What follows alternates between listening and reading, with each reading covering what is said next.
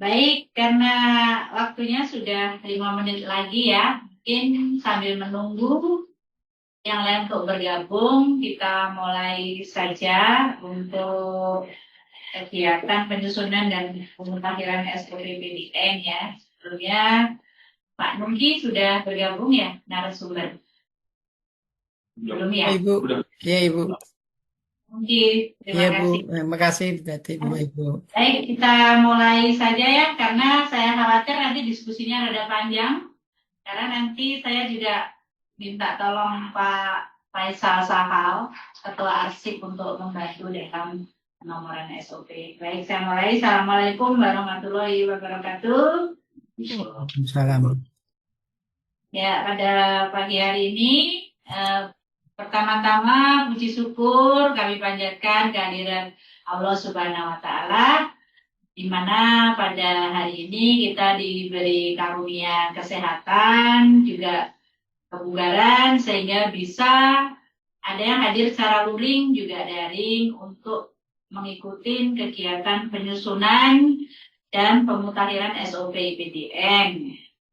Saya sampaikan terima kasih yang sebesar-besarnya kepada Bapak Dr. Budi Awang Chandra yang telah bersedia untuk mendampingi kami ya, untuk menyempurnakan SOP yang telah kami susun tahun sebelumnya.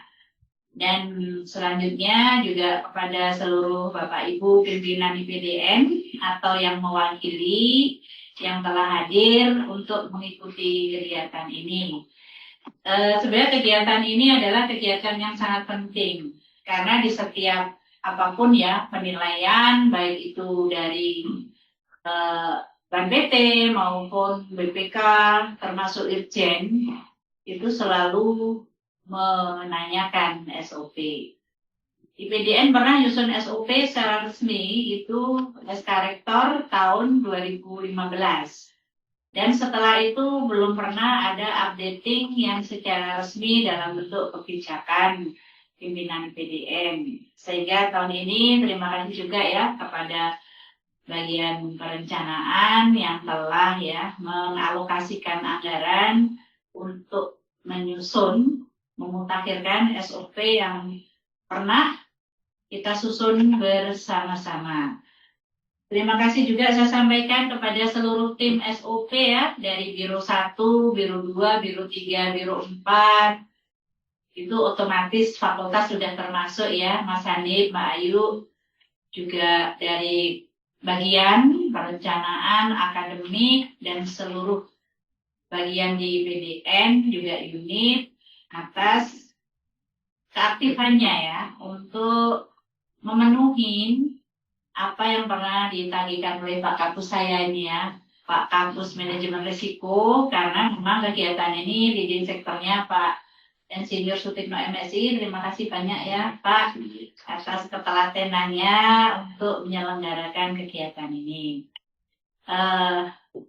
Semoga Bapak Ibu yang hari ini hadir dan yang belum hadir, materi yang kita bahas hari ini akan menjadi dasar kebijakan dalam setiap kegiatan ya, dalam pelaksanaan TUSI di IPDN ini. Karena visi IPDN itu akan tercapai karena kita melaksanakan TUSI. Dan TUSI itu akan berjalan dengan baik ketika kita mengikuti SOP.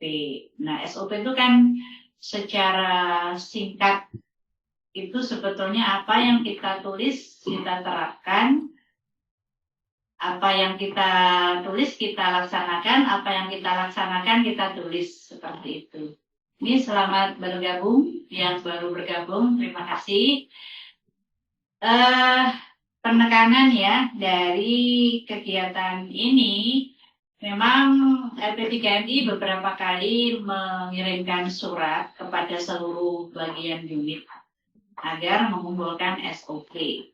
Terima kasih banyak atas perhatian dan dukungannya. Dari seluruh SOP yang sudah masuk itu kurang lebih ada berapa Pak total? Ya sempat dihitung ya, Masya Allah. Ada 38 unit bagian ya. Terima kasih banyak. Dan ini yang memang sudah secara resmi ya. Secara resmi ada penetapannya, dasar kebijakannya itu yang SA sama SPCP di bawah Biro 3. Terima kasih banyak. Dan yang lain ini sebetulnya juga ada, namun dasarnya adalah peraturan yang tahun 2015.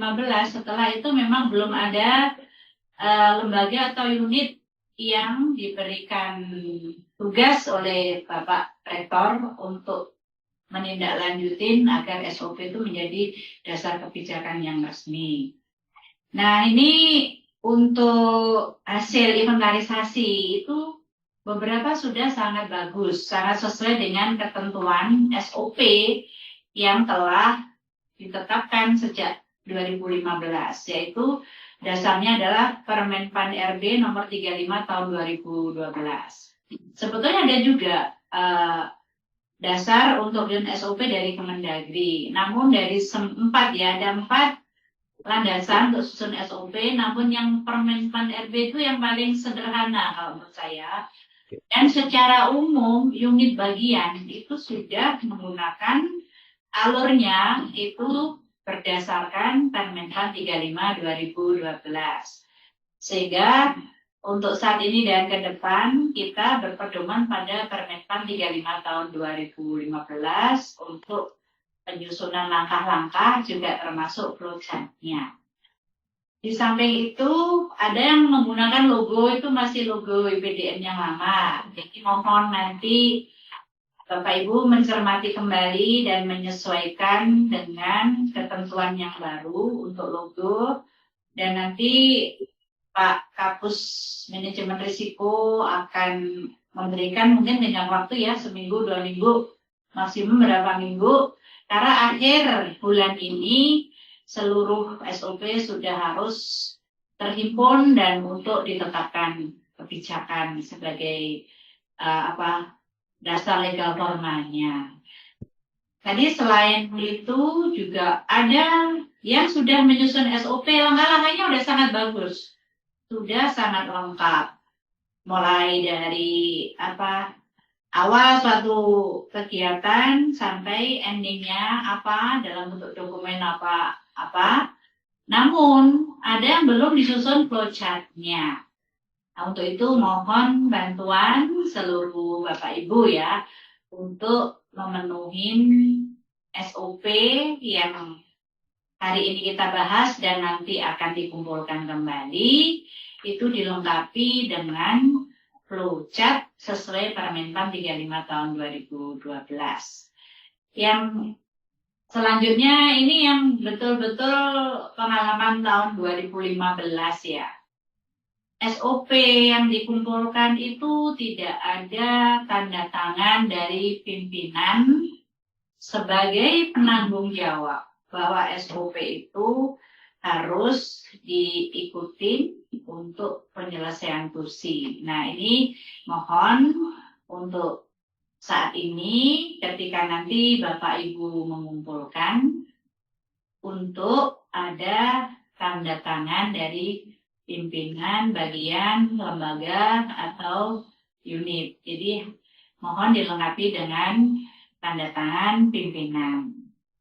Nah, yang terakhir ini untuk penomoran SOP, karena setiap SOP itu harus mudah ditemukan kembali. Seperti itu, ketika ada permasalahan, itu biasanya akan dilihat SOP-nya. Baik permasalahan anak yang mengikuti ujian susulan seperti itu, atau permasalahan terkait pengasuhan, itu semua akan dilihat SOP-nya. Sehingga kami berharap semua ada tanda tangan. Artinya apa? Ketika udah tanda tangan tuh pimpinan udah menyetujui bahwa SOP-nya sebagaimana yang telah dituangkan di situ, dan nanti merujuknya ke nomor SOP nomor berapa, seperti itu. Yang sudah lengkap adalah SOP dari KSA sama STCP ya. Dan nanti mohon nanti ada dari bagian arsip ya untuk membantu dalam penomoran sehingga ada kesepakatan. Sebenarnya kan penomoran itu kesepakatan dan keseragaman.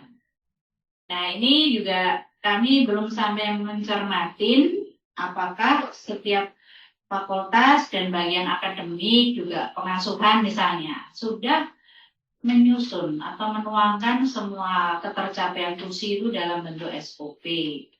Misalnya contoh, kan selama ini kita juga pembelajaran itu ada sinkronus, asinkronus. Ada daring, ada luring. Alangkah baiknya jika pembelajaran daring itu ada SOP-nya. Sehingga siapapun yang melakukan, dosen manapun ataupun pelatih manapun yang melakukan pembelajaran secara daring, cara satu dan lain hal, misalnya tidak bisa hadir secara luring, itu masih ada toleransi untuk berapa persen. Nah, itu harus didukung dengan SOP agar pembelajaran yang dilakukan secara daring itu betul-betul sesuai dengan RTS yang telah disusun.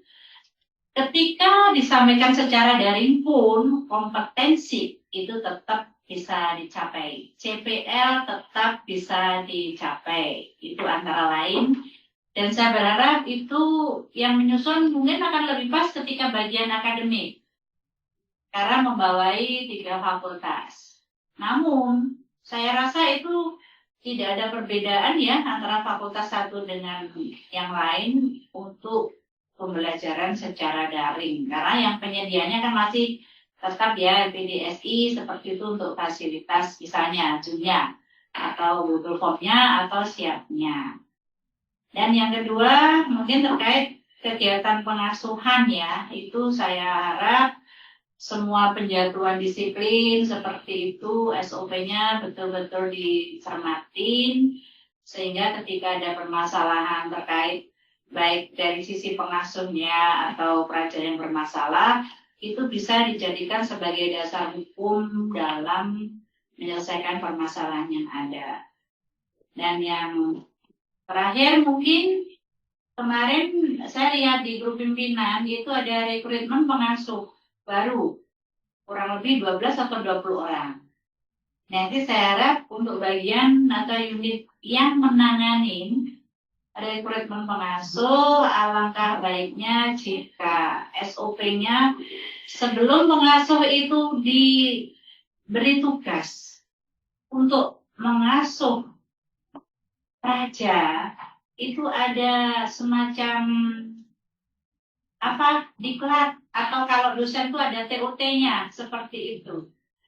Atau kalau kepepet memang nggak ada anggaran, kita punya bimbingan konseling, dan situ ada psikolog yang kita sudah memang secara rutin membayar per tahun ya. Sehingga seluruh pengasuh 20 orang itu cukup diberi pembekalan oleh konselor atau oleh psikolog yang ada di IPDN, sehingga itu tidak berdampak pada rupiah, pada anggaran. Jadi ketika memang tidak ada anggaran, saya rasa kita bisa mengoptimalkan fungsi psikolog yang ada di IPDN, karena tiap hari ada saya lihat. Dan itu bisa diberikan mungkin ya 5 hari atau 3 hari, mohon ya untuk yang menangani rekrutmen